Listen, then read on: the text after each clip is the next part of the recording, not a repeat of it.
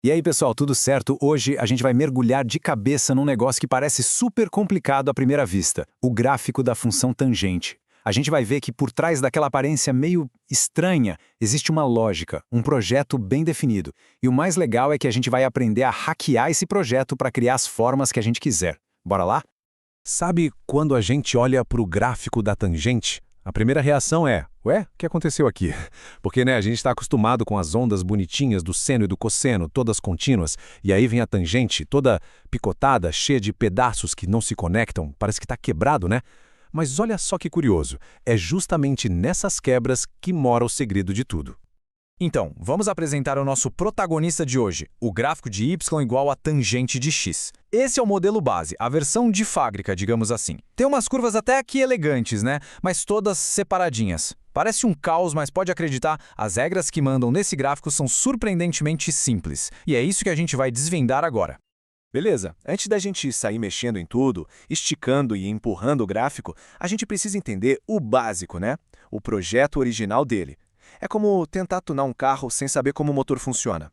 Então, primeiro, vamos dar uma olhada no manual de instruções da tangente de x. Ok, então, de onde vêm essas quebras? O nome técnico delas é assíntotas. Para entender isso, vamos voltar rapidinho para o ciclo trigonométrico. Imagina só, a gente traça uma linha do centro passando pelo ângulo até ela bater numa outra linha vertical que é a linha da tangente. O ponto onde elas se cruzam dá o valor da tangente. Simples, né? Só que, e se o ângulo for de 90 graus, ou π sobre 2? A nossa linha fica paralela à linha da tangente. Elas simplesmente nunca vão se encontrar. É por isso que nesses pontos a tangente não existe. Ela é indefinida. E o gráfico cria essas barreiras, essas paredes invisíveis que ele chega perto, mas nunca encosta. Legal, então dá pra gente resumir toda a identidade da tangente, o DNA dela, em 4 pontos principais. Primeiro, o domínio. São todos os números, menos aqueles pontos onde tem as assíntotas, claro. Segundo, a imagem. O gráfico vai para cima e para baixo infinitamente, então cobre todos os números reais. Terceiro, o período. É π, ou seja, o desenho completo se repete a cada π unidades no eixo x. E por último, a simetria. É uma função ímpar. O que isso quer dizer? Imagina que você coloca um prego na origem, no ponto 00, e gira o gráfico 180 graus. Ele cai exatamente no mesmo lugar. Bem legal, né? Esse é o nosso ponto de partida. Muito bem. Agora que a gente já entendeu o projeto base, a planta baixa, chegou a parte divertida. A gente vai abrir a nossa caixa de ferramentas e ver os controles que a gente tem para modificar esse gráfico. É aqui que a gente vira o arquiteto da função. Olha aí, essa é a equação completa, com tudo que tem direito. Parece um monstro, eu sei, mas relaxa. Pensa nesses carinhas, o A, o B, o C e o D, como se fossem 4 botões num painel de controle. Cada um deles faz uma coisa bem específica no nosso gráfico, e a gente vai ver o que cada um faz agora. Vamos lá, um por um. O A é o alongamento vertical. Ele é tipo um controle de intensidade. Quanto maior o A, mais esticada e íngreme fica a curva. O B é a compressão horizontal. Ele mexe num período. Pensa nele como uma sanfona. Ele aperta ou estica o gráfico de lado. E o C e o D são os mais diretos. O C empurra o gráfico todo para a esquerda ou para a direita e o D sobe ou desce o gráfico inteiro. Simples assim. Chega de teoria, né? Vamos botar a mão na massa. Agora a gente vai fazer o trabalho de detetive.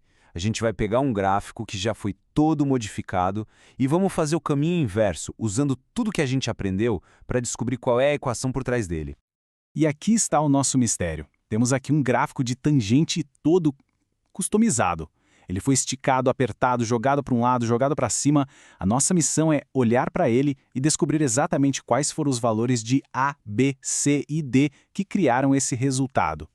Certo, primeiro passo, vamos achar o B.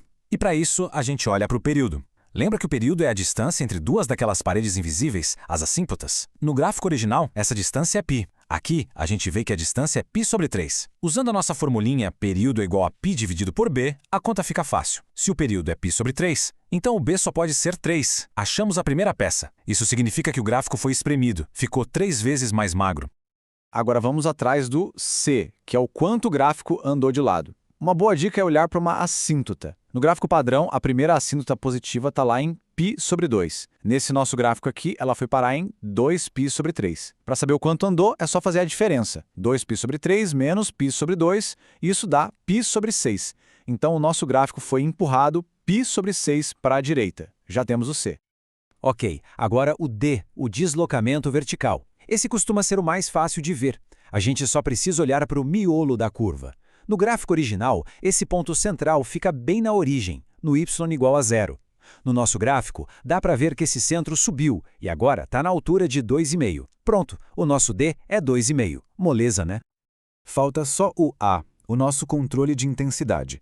A gente precisa ver o quão esticada a curva está. E olhando com atenção, a gente percebe que ela está mais íngreme, ela sobe mais rápido do que a tangente normal. Na verdade, ela parece ser o dobro mais íngreme. Esse fator, essa esticada, é exatamente o valor do A. Então, nosso A vale 2. É isso aí! Missão cumprida! A gente achou todas as pistas, o A, o B, o C e o D. Agora é só juntar todas as peças desse quebra-cabeça e finalmente revelar a identidade secreta, a equação completa do nosso gráfico. E tadã! Olha só o antes e o depois. A gente começou com o básico, simples, y igual a tangente de x. E depois de toda a nossa investigação, nós montamos a equação final. Y é igual a 2 vezes a tangente de 3 vezes x menos π sobre 6, e tudo isso mais 2,5. Cada número aí conta um pedaço da história. O 2 que esticou, o 3 que apertou, o π sobre 6 que empurrou para o lado e o 2,5 que subiu o gráfico. Fantástico, né?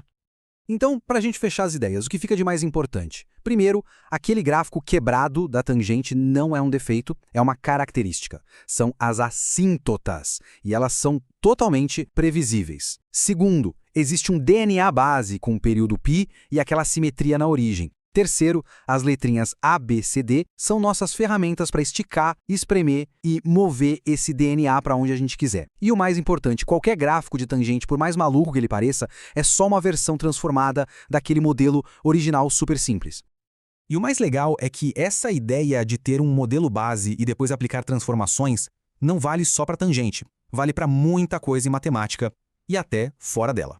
Então a pergunta que eu deixo no ar é: agora que ficou mais claro como ler a história por trás de um gráfico, que outros projetos, que outros padrões, seja na matemática, na música ou na natureza, estão aí só esperando para a gente decodificar? Fica aí a reflexão. Valeu, pessoal!